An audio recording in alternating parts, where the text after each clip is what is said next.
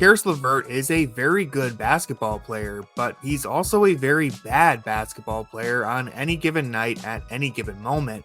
I wish I could give him more credit because LeVert does have a skill set that realistically makes him an elite sixth man when everything is clicking. But LeVert's sporadic performances too often lead to games where he is actively hurting his team. Whether it be over-dribbling, inexplicable turnovers, committing horrible fouls, or hoisting up ill-advised shots, we have all been witness to a Caris disaster at one point or another. Like I said, these moments can range from game to game or even from possession to possession. LeVert is one of those players who you truly don't know what to expect from, and while that leads to some fun or even comical moments, this inconsistency is a problem for a team that is relying on LeVert as much as the Cleveland Cavaliers. LeVert has been their de facto sixth man since landing Donovan Mitchell in a trade, and in all honesty, LeVert has been one of their only viable options on the bench for a lot of that time. I wasn't lying when I said LeVert is a good basketball player. He's 6'6", he can create his own shot and handle a little bit of the playmaking duties, while at his best, LeVert is a competent on-ball defender. There's a legit reason the Cavs have been reluctant to trade LeVert, and it's because when you squint or ignore the inevitable train wreck that is waiting around the corner, LeVert gives you a little bit of everything you need. LeVert is not the reason that Cleveland was eliminated from the playoffs last year or the year before that. He doesn't really deserve any more blame than anyone else on the team, and the Cavs' long-term ceiling is still directly tied to the growth of the core four, and Caris LeVert is only a small part of where they end up. But I am convinced that LeVert has already firmly hit his ceiling with the Cavs, and running this experiment on the bench any longer just doesn't make sense. Playing LeVert roulette just isn't worth it when you have such glaring needs for a small forward or a backup big, and so if the Cavs are going to compete for a title, then building a proper supporting cast is an important step. You can search the bench of most championship teams and you won't find many players like Caris LeVert. I'm talking about streaky, ball-dominant guards who make erratic decisions and crumble defensively for long stretches. You're far more likely to win in the playoffs with a Bruce Brown or Alex Caruso type on your bench than a Jordan Poole, because you don't really need your sixth man to sporadically explode for a 30-point game once a month. You more so need them to play defense and just serve as functional members of the offense. The issue with Caris LeVert is that you can't really trust him to just exist within a system, but rather LeVert will hijack entire possessions by dribbling and dribbling and dribbling until the offense grinds to a complete halt. LeVert has finished as one of the worst players in the league for points per shot attempt throughout his career, but his poor decision making and streaky shooting nights make it hard to be on the floor for a contender. I'll cut him some slack because advanced analytics can be dicey when it comes to measuring defensive impact, but I can't say I'm totally surprised that LeVert was a negative on defense last season.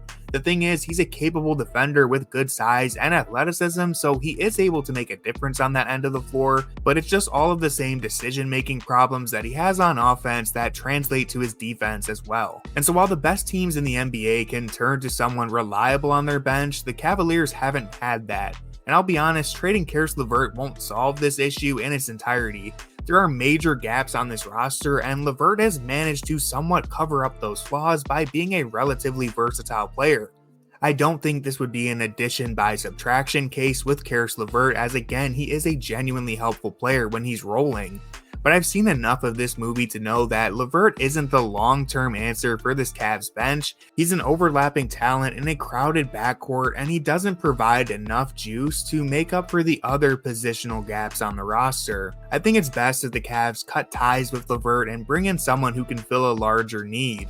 I've seen some trade targets rumored online, but before I list them, obviously take this with a grain of salt, as there's no guarantee that any of these players are actually available. But the names that interest me are Rui Hachimura, Cam Johnson, although I think that ship has sailed, Trey Lyles, and Larry Nance Jr. Now what's tough about this is none of those players scream upgrade to me. I think you can make a case that they're all in the same tier as LeVert, and because of that, some might argue it's better to wait until a better trade partner emerges. But here's here's the deal. You can go back to last year's deadline or the year before that, and the market for Caris LeVert has basically stayed the same. I mean, Rui was on the Cavs' radar in 2023, but they missed out, and now hindsight is 2020, but I think we were all wishing the Cavs had a 6'8" wing on the roster, right? Rui wouldn't solve everything, neither would Lyles or Nance, but for the record, both of them could play valuable frontcourt minutes for a team that currently has 0 backup bigs, and so the point that I'm making is simple. You take Caris LeVert, who is a talented but unreliable player whose best skills overlap directly with the starting backcourt,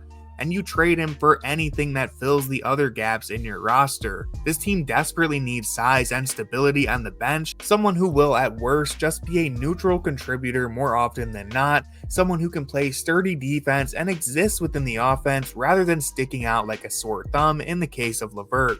And since the Cavs are walking a tightrope financially and have signaled a total commitment to the core four, the only way you're going to add a contributor to this bench is by swinging a trade, most likely a trade that involves LeVert, because he's one of the few players on the bench who is good enough to have trade value, but he's not so good that he's irreplaceable. And look, this decision would be a whole lot easier if anyone else on the Cavs bench could establish themselves and replace some of LeVert's value. If Okoro or the rookie Jalen Tyson could step into the rotation and fill those backup minutes, then trading LeVert for someone like Nance makes more sense. But at the end of the day, LeVert is now 30 years old, and I feel more comfortable taking a chance elsewhere than expecting LeVert to become something new at this point in his career. Again, hindsight is 2020, but it feels like the Cavs might already be a year or two behind on trading LeVert, and so I don't want them to burn themselves any longer. As much as I respect LeVert for adapting his game to fit this team to the best of his abilities, it's time for both sides to get a change of scenery sooner rather than later.